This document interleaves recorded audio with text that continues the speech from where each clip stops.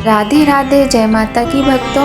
आप सभी का स्वागत करती हूँ स्पिरिचुअल ज्ञान साधना में और आप सभी से अनुरोध करती हूँ कि स्पिरिचुअल ज्ञान साधना को सब्सक्राइब कर लीजिए और बेल आइकन को प्रेस कर दीजिए ताकि आपको नई नई वीडियोस का नोटिफिकेशन मिलता रहे।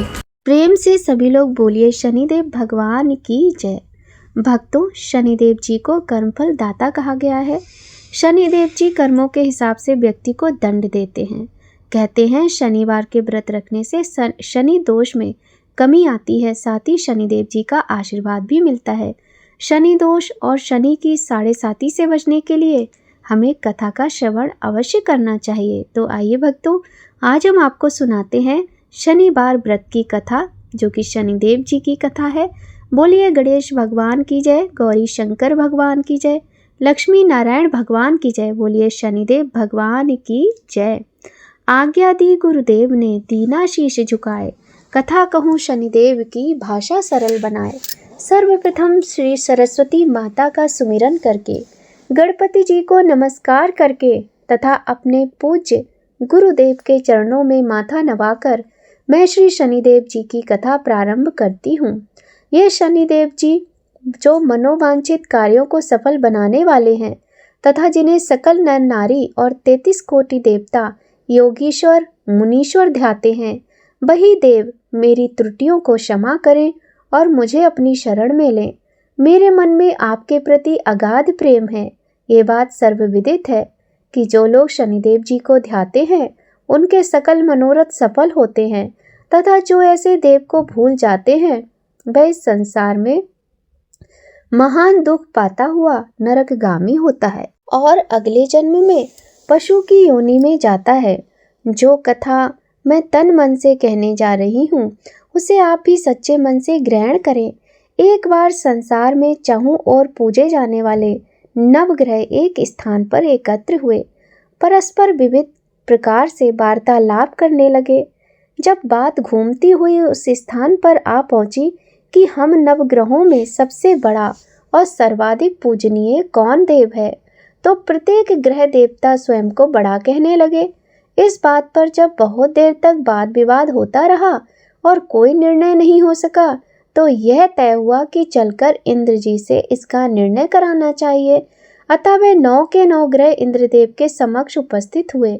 उन सब की बातें सुनकर इंद्रदेव भी सोच में पड़ गए, किसे छोटा कहूँ और किसे बड़ा, किसकी श्रद्धा का पात्र बने और किसके कोप का भाजन।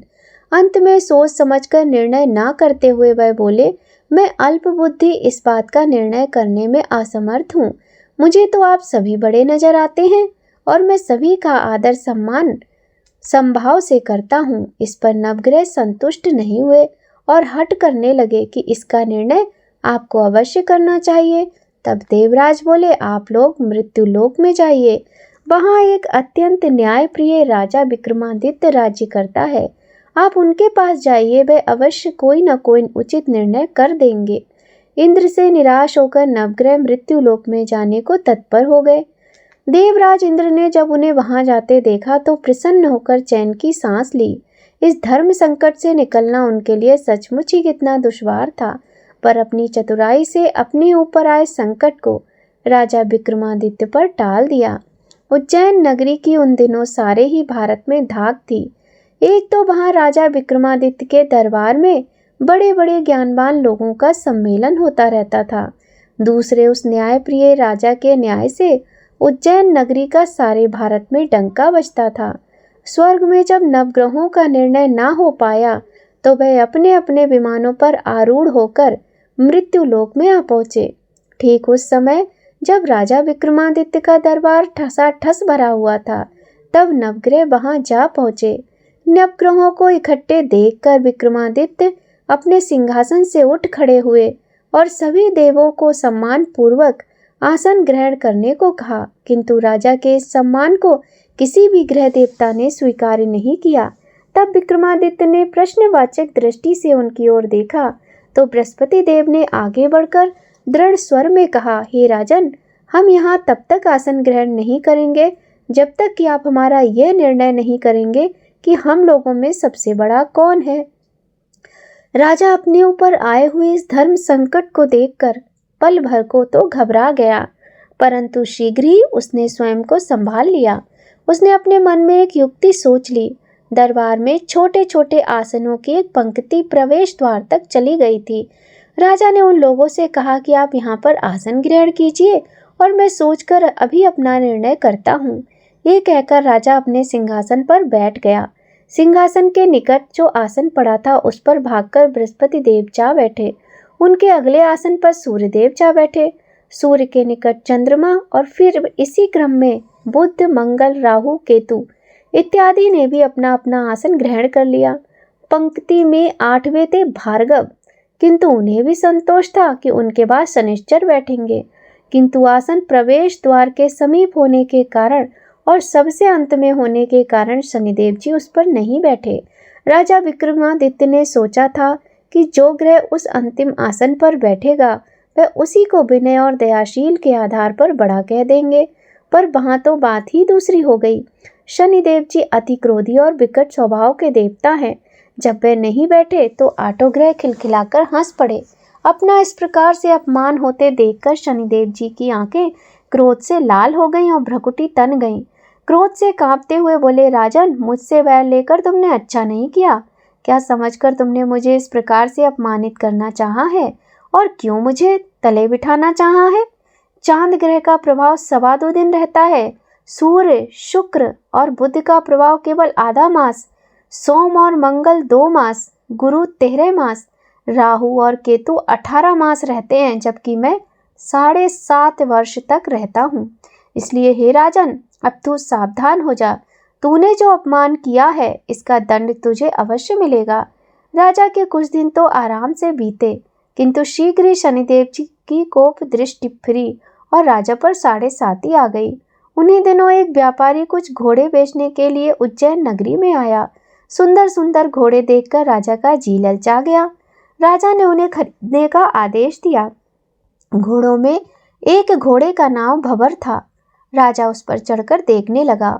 कुछ देर तक तो घोड़ा राजा को लिए वहीं घूमता रहा, किंतु फिर सहसा भाग खड़ा हुआ। राजा को बड़ा अचंभा हुआ। घोड़ा एक भयानक जंगल में राजा को पटककर अंतर्ध्यान हो गया। राजा अकेला उस वीरान जंगल में भटकने लगा। शाम के समय जब उसे प्यास बहुत सताने लगी तो वह जोर जोर से चीखने लगा। उधर एक पगडंडी से ग्वाला अपने गांव को जा रहा था। वह राजा की आवाज़ सुनकर रुक गया। राजा उसके पास गया। ग्वाले ने उसकी व्यथा जानकर उसे निकट की नदी पर ले जाकर पानी पिलाया। पानी पीने के बाद राजा स्वस्थ महसूस करने लगा और प्रसन्न होकर उसने ग्वाले को अपने हाथ की अंगूठी उतार कर दे दी और कहा कि मैं उज्जैन का रहने वाला हूँ, यहाँ रास्ता भटक गया हूँ, तो मुझे रास्ता दिखाओ। तब ग्वाला उसे अपने साथ गांव में ले आया। वहाँ एक मिष्ठान की दुकान पर राजा ने मिठाई खा पीकर भूख मिटाई और दुकानदार को भी एक अंगूठी उतार कर दे दी। दुकानदार के पूछने पर उसने उससे भी यही कहा कि वह उज्जैन नगरी का रहने वाला है और उसका नाम बोना है। फिर वह दुकान के बंद होने तक वहीं बैठा दुकानदार से बातें करता रहा। उस दिन दुकानदार की बहुत अधिक बिक्री हुई। उसने सोचा, ये भाग्यवान पुरुष है जो इसके आने से आज मेरी इतनी बिक्री हुई है। इसलिए रात होने पर वह उससे बोला कि वह उसके साथ उसके घर चले और उसके साथ ही भोजन भी करे। राजा मान गया। जब वह दोनों घर पर पहुंचे तो दुकानदार की पत्नी ने उनका बड़ा स्वागत सत्कार किया और अतिथि के लिए विशेष रूप से भोजन तैयार किया। भोजन करते एक समय एक अद्भुत घटना घटी। जहां राजा भोजन कर रहा था वहीं सामने की दीवार पर सोने का एक सतलड़ा चित्र था। सहसा ही वह हार वहां टंगा हुआ था, उसके पीछे से वह एकदम अदृश्य हो गया। दुकानदार के यहाँ एक बांदी थी। उसने जाकर घर की मालकिन से कहा, वहाँ खूंटी पर हार नहीं है। जब बात दुकानदार तक पहुंची तो उसने राजा से पूछा। राजा बोला, मुझे तो नहीं मालूम, तुम्हारे और मेरे अतिरिक्त तो यहाँ कोई था ही नहीं। सच सच बताओ, हार कहाँ है? उसने कहा, मुझे नहीं मालूम। राजा फिर बोला, मेरे पास कोई हार नहीं है। जब कोई निर्णय ना हो सका तो दुकानदार राजा को उस नगर के राजा के पास ले गया। उस नगर के राजा ने जब विक्रमादित्य की भोली भाली सूरत देखी तो वह बोला, यह व्यक्ति कभी भी चोरी नहीं कर सकता। यह कहकर उसने विक्रमादित्य को छोड़ दिया। विक्रमादित्य जब उसे नगर में यूं ही इधर उधर घूम रहा था, तब उस नगर के एक तेली ने उससे कहा कि वह उसके यहाँ काम कर ले तो उसे वह रहने का स्थान और खाने को सामग्री दे देगा। राजा मान गया और तेली उसे अपने घर ले आया। वहाँ सारा दिन राजा धाड़ी पर बैठा उसके बैलों को हाँकता रहता और तेली बाजार में तेल बेच आता। जब वर्षा ऋतु आई और मूसलाधार बारिश होने लगी, तब धाड़ी पर बैठे हुए विक्रमादित्य ने मौज में आकर ऊंचे ऊंचे स्वर में राग अलापना आरंभ कर दिया। निकट ही उस नगर के राजा का राजमहल था। वहां खिड़की में बैठी राजकुमारी ने जब राजा का मधुर गीत सुना तो वह अपना दिल हार बैठी। उसने बांदी को पता करने के लिए भेजा। बांदी वहां राजा को गाते हुए देखकर लौटी तो राजकुमारी से बोली कि वहां पर तो कोई अति सुकुमार नवयुवक बैठा मस्ती में आंखें बंद किए गा रहा है। राजकुमारी ने सुना तो उसने अन्न जल का त्याग कर दिया। रात तक जब उसने कुछ नहीं खाया तो रानी ने आकर उसे समझाया, पर वह बोली कि वह तो उस गाने वाले से ही विवाह करेगी। रानी ने जाकर राजा से कहा कि राजकुमारी एक तेली पर मोहित हो गई है और उससे ब्याह रचाना चाहती है। राजा ने सुना तो बहुत गुस्सा हुआ। उसने तेली के घर से विक्रमादित्य को बुलाया और उसके हाथ काटकर जंगल में फिकवा दिए। यह बात जब राजकुमारी को पता चली तो वह और भी अपनी बात पर दृढ़ हो गई। बोली, मैंने तो उसी को वर लिया है, वह चाहे कैसा भी हो उसी से विवाह करूंगी। बेटी की हट देखकर लाचार हो राजा ने दोबारा विक्रमादित्य को नगर में बुलवाया और उससे राजकुमारी का मामूली ढंग से पाणी ग्रहण कराया और एक साधारण मकान में दोनों को बसा दिया। दोनों वहीं रहने लगे। एक दिन जब विक्रमादित्य सोया था तो स्वप्न में उसे शनिदेव नजर आए। विक्रमादित्य ने उनके सामने नमस्कार किया और क्षमा याचना की। शनिदेव जी ने उसे आशीर्वाद दिया और बोले, अब तुम्हारी 7.5 खत्म हो गई है। राजा बोला, मुझसे जो गलती हुई हो उसके लिए मुझे क्षमा कर दीजिए। शनिदेव जी ने मुस्कुराकर उसे आशीर्वाद दिया और राजा के दोनों बाजू दोबारा निकल आए। राजा ने अपनी पत्नी राजकुमारी को रात को जगाया नहीं। वह रात को उसके गले में अपनी बाहें डालकर सो गया। सुबह राजकुमारी की आंख खुली तो उसने अपनी गर्दन में बाहें पड़ी देखी तो वह चौंक कर उठ गई। लेकिन शीघ्र ही विक्रमादित्य ने जागकर उसको सब बातों से अवगत करा दिया। जब वहां के राजा को यह बात मालूम हुई तो वह भागा भागा आया और उस अपंग को फिर से स्वस्थ देखकर चकित रह गया। उसको भी विक्रमादित्य ने यही कहा कि यह सब शनिदेव जी की कृपा का फल है और विक्रमादित्य ने अपना वास्तविक परिचय भी उस राजा को दिया और सारा किस्सा विस्तार से सुनाया। सुनते ही राजा विक्रमादित्य के चरणों में गिर गया और क्षमा याचना करने लगा। बस ये खबर शीघ्र ही सारे नगर में फैल गई। दुकानदार को जब खबर मिली तो वह भागा भागा आया और विक्रमादित्य के पांव पर लौटने लगा। विक्रमादित्य ने उसे उठाकर आसन पर बिठाया और कहा, तुम घर जाकर उसी खूंटी पर देखो, हार टंगा होगा। और सच ही दुकानदार ने देखा तो हार टंगा पाया। राजा ने नौकरानियों के साथ लश्कर समेत विक्रमादित्य को विदा किया। राजा विक्रमादित्य जब राजकुमारी को लेकर अपनी नगरी उज्जैन में लश्कर समेत पहुंचा तो सारी नगरी में उत्साह छा गया। अपने राजमहल में प्रवेश करने से पूर्व विक्रमादित्य ने नवग्रहों की पूजा की और शनिदेव जी को सर्वोच्च स्थान दिया। साथ ही उसने नगर में ढिंढोरा भी पिटवा दिया कि शनिदेव जी मनोवांछित फलों को देने वाले हैं और नवग्रहों में सर्वोच्च स्थान रखते हैं।